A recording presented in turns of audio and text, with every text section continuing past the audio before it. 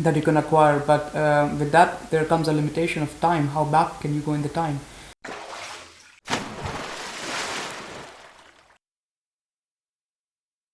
So Tarun, what's your research project? So my research is about rivers and the meanders that occur in the river. We try to study how much these meanders move and also how they move. Um, So are you trying to understand the rate at which meanders develop, the directions that they move in, and so on? Is that correct?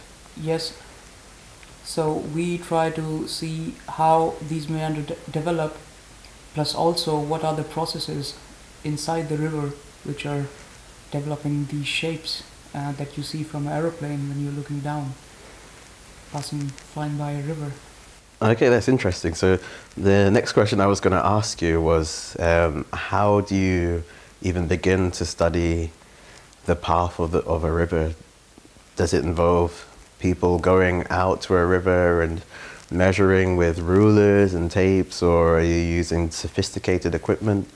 What exactly is the process to begin to understand how meanders develop?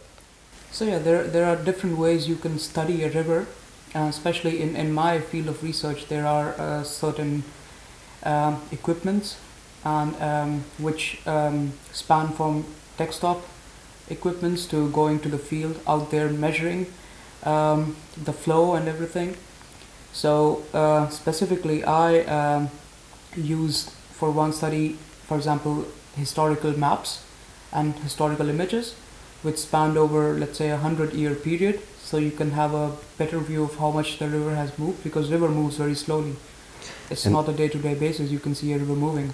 and these historical maps that you mentioned, where do you get these historical maps? Are these maps that have been created by farmers in the past, or does this data come from? So this data comes from generally either satellite images that you can acquire, but with that there comes a limitation of time. How back can you go in the time? So with satellite images you can only go, let's say, 1980s to the best, and before 1980s, if you want to acquire those data, you have to rely upon maps that were made. For example, in Europe you can have maps that were made by military during the World War time, and those are very precise maps, and you can use them as you would use a photograph with a satellite. So, in the past, the military or other organizations, for them it was important to know exactly where the rivers were, and so they've got this data.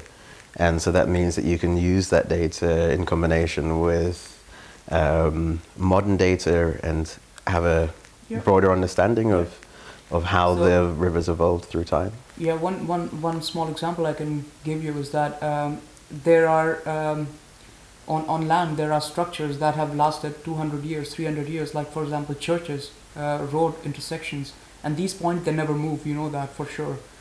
So you take those points as stationary points, and then whatever is changing around them is the thing you track.